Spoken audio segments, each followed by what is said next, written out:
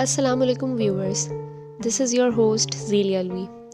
आज मैं आपको बताऊंगी पुरस्कार वाक़यात के बारे में जो कि मेरी अपनी लाइफ से रिलेटेड है और ये वाक़यात ख़ुद मेरे साथ पेश आए हैं। तो चलिए स्टोरी की तरफ चलते हैं। मेरे समर वेकेशंस थे और मैं चाहती थी कि मैं अपने समर वेकेशंस बहुत अच्छे से स्पेंड करूं। इसलिए मैंने अपनी फैमिली के साथ प्लान किया कि हम अपने वेकेशंस कराची में स्पेंड करेंगे और फिर हम कराची चले गए। मैं बहुत एक्साइटेड थी क्योंकि मैं अपने मामू से बहुत अरसे बाद मिल रही थी। मैंने सोचा उनको वहाँ जाके सरप्राइज़ दूंगी और मैंने ऐसा ही किया। मेरे मामू का घर कराची के एक एरिया नॉर्थ कराची में वाक़ है। मैं वहाँ पहुँची और मैंने उनको सरप्राइज़ दिया और वो बहुत खुश हुए। खैर, खाना वगैरह से फ्री होकर उन्होंने मुझे उनके घर रुकने का बहुत कहा, लिहाजा उनके इसरार पर मैंने उनके घर पर रुकने का फ़ैसला किया। हम सब ने प्लान किया कि रात को सब जागेंगे और कोई नहीं सोएगा, तो हम सब लोग काफ़ी रात तक जागते रहे, खूब इंजॉय किया। रात काफ़ी हो गई थी, इसलिए सब लोग सोने की तैयारियां करने लगे और सोने की तैयारी के साथ साथ अपने रूम्स में चले गए। मुझे बिल्कुल नींद नहीं आ रही थी, मैं जाग रही थी। मेरे साथ मेरी मामा थी और छोटी सिस्टर भी थी, उन्होंने भी स्टे किया था। उन लोग को नींद आने लगी और वो लोग भी सो गए। मैं लाउंज में थी और काफ़ी अंधेरा था। मुझे अचानक कुछ बर्तन और चीज़ें गिरने की आवाज़ आई और वो आवाज़ें किचन की तरफ से आ रही थी। उनका किचन सहन के बिल्कुल बीच में था। मैंने सोचा कि जाके देखूं कि क्या गिरा है, मगर सच बताऊं तो मेरी बिल्कुल हिम्मत नहीं हो रही थी।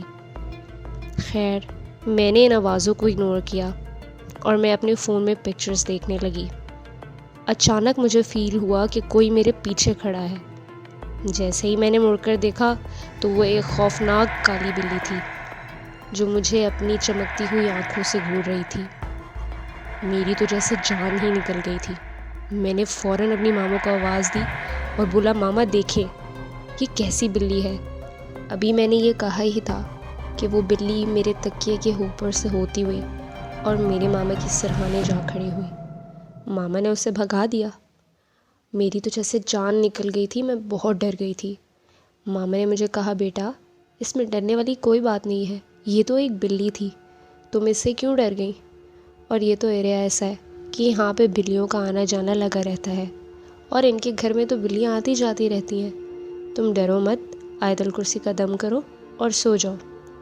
वो मुझे सोने का कहकर लेट गई और सो गई, मगर मेरे अंदर तो खौफ की एक लहर दौड़ गई थी। मुझे बहुत डर लग रहा था। अभी मैं ये सब कुछ सोच ही रही थी कि मेरी नज़र इनके लाउंज के डोर पर पड़ी, जहाँ पर एक पुरस्कार रोशनी पड़ रही थी। हैरत अंगेज़ बात ये थी कि वो रोशनी जहाँ से आ रही थी वहाँ तो ना तो कोई डोर था ना कोई विंडो जहाँ से वो रोशनी आती। वो रोशनी बहुत पुरस्कार थी। मैं अभी इस रोशनी को देख ही रही थी कि अचानक मुझे एक साया नज़र आया जो कि एक बच्चे का था और वो बच्चा मुसलसल किसी बॉल से खेल रहा था और वो उसी रोशनी में साया नज़र आ रहा था। और फिर उस बच्चे की हाइट कभी छोटी हो जाती और वो कभी बहुत लंबा हो जाता, फिर बहुत छोटा हो जाता, फिर बहुत लंबा हो जाता। ये वेरिएशंस देख के तो मुझे ठंडे पसीने छूट गए। मेरी तो हलक में आवाज़ दब कर ही रह गई।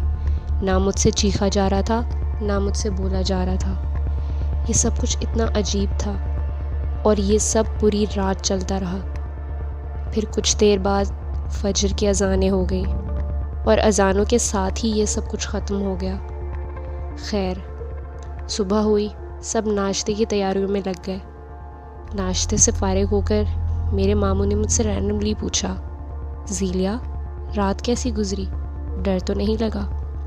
मेरे लिए ये बात बहुत हैरत अंगेज़ थी। मैंने बड़ी हैरत से उनकी तरफ देखा और पूछा, आपको कैसे पता चला मेरी रात कैसी गुजरी। वो मुस्कुराए और कहने लगे, मुझे लग रहा है कि तुम्हारी नींद पूरी नहीं हुई है, तुम पूरी रात जागी हो। मैंने कहा, जी ऐसा ही है। फिर मैंने उन्हें सारी स्टोरी बताई। वो मुस्कुराए। थोड़ी देर खामोश रहने के बाद कहने लगे कि ये तो सब जानते हैं, हमारे घर तो जन्नात पले बड़े हैं और ये तो शुरू से है, लेकिन इसमें डरने वाली कोई बात नहीं है क्योंकि इन्होंने कभी किसी को नुकसान नहीं पहुंचाया, लिहाजा तुम मत डरो। उनकी ये बातें मैंने सुन तो ली, मगर मुझे बहुत डर लगा हुआ था। खैर, हम वापस आ गए। काफ़ी दिनों तक मुझे नींद नहीं आई।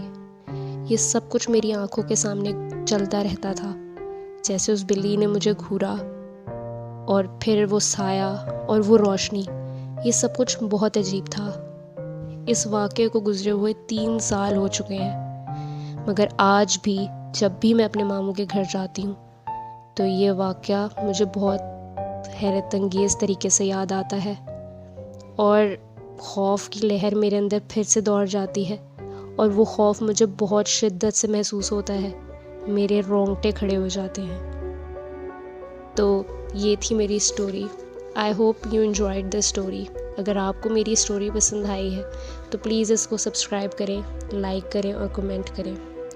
और हाँ, मुझे फेसबुक, ट्विटर और इंस्टाग्राम पे फॉलो करना मत भूलिएगा, क्योंकि मैं वहाँ पे अपनी लेटेस्ट वीडियो क्लूज़ शेयर करती हूँ। मेरे सब्सक्राइबर्स का स्पेशल थैंक कि वो मुझे इस पैटर्न पे फॉलो कर रहे हैं, और उनका भी थैंक्स जो कि लिसनर्स हैं। सो I'll see you all soon with another creepy story. Until then, bye.